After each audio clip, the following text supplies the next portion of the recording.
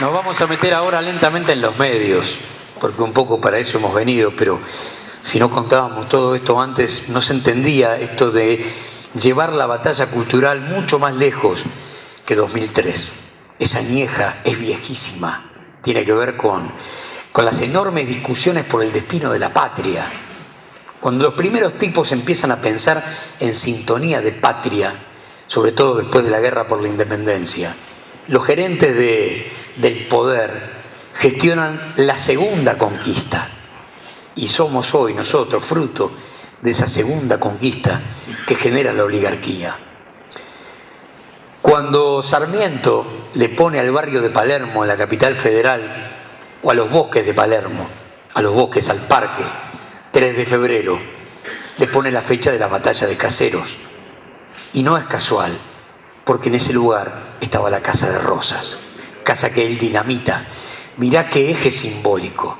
Le pone 3 de febrero al lugar donde está la Casa de Rosas y la dinamita. Era el hombre de la civilización dinamitando la casa del que supuestamente era la barbarie.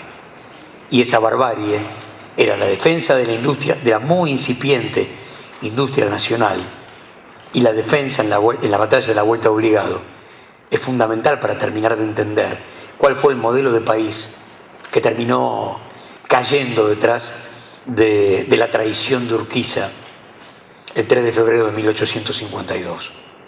Y quizás la antítesis de la batalla de la Vuelta de Obligado sea nuestra participación en la guerra de la Triple Alianza, porque por encargo de Inglaterra tuvimos que ir a terminar con ese Paraguay altivo que tenía industria, que tenía máquina de vapor, que tenía ferrocarril propio. Eso fuimos a destruir por encargo. Eso fuimos a destruir por encargo. Pero era tan fuerte el poder del Paraguay de Solano que fueron necesarios 3 países y 5 años de la guerra más cruel que registra la historia de América Latina, porque no solamente terminaron con la población paraguaya, terminaron con sus hombres. Quedaron niños, mujeres y ancianos. Y Paraguay jamás pudo volver a tener industria. Ahí se debate el modelo de país, en la industria.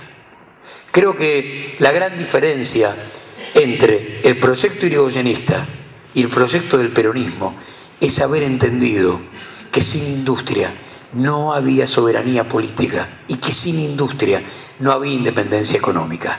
Ninguna de las dos cosas logra Irigoyen, por encima de tener más o menos claro el aspecto teórico. Pero en lo práctico eso llega en 1945. Y eso no te lo perdonan. Porque en ese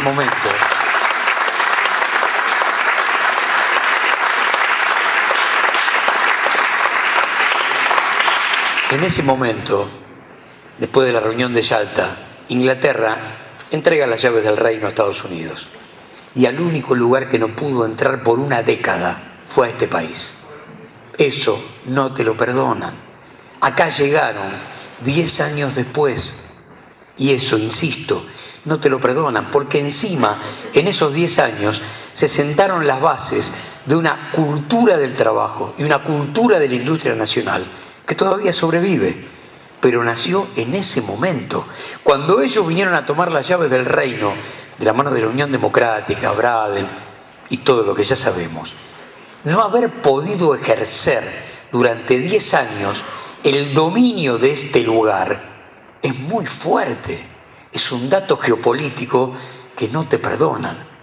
Me gusta explicar esto con el Banco Central de la República Argentina, que de argentino tiene solamente las últimas, y me refiero al hecho fundacional, las últimas 2 letras, que lo único que indican es su sede, pero no su fin, no su objetivo, no su cometido. Cuando se firma el pacto Roca-Runciman, seguramente detrás del empréstito de la Baring Brothers, el dato más tristemente célebre que nos une con Inglaterra, hay un punto secreto del pacto, que es la creación de un banco supuestamente autónomo e independiente del poder central que va a manejar el tipo de cambio. Che, pero qué casualidad. Los ingleses, los principales compradores de toda nuestra mercadería, pero fundamentalmente de carnes, le van a poner el precio manejando el tipo de cambio. Para eso se creó el Banco Central de la República Argentina. Por eso, después de haber sido nacionalizado en tiempos del primer peronismo, por eso, después de haber sido tomado como instrumento nacional nuevamente de la mano de la Sociedad Perón-Gelbar a principios de la década del 70, y por eso, después de haber sido reformada su Carta Orgánica en tiempos de Néstor y Cristina, los tipos intentan volver de la mano de un banco independiente, autónomo, sin injerencia del gobierno de turno, a tener un banco que juegue para la dependencia. Explicando la historia del Banco Central de la República Argentina, todos terminamos de entender cuál es la historia de la dependencia económica entre nosotros. Eran capaces de fijar todas las reglas de juego, todas, absolutamente todas. Sir Leguizamón era un catamarqueño, abogado de los ferrocarriles ingleses, y era el número puesto para ser el sucesor, el tercer presidente de la década infame. Después de Justo, después de Ortiz, Castillo asume fruto de la diabetes de Ortiz. El tercero era Sir Leguizamón.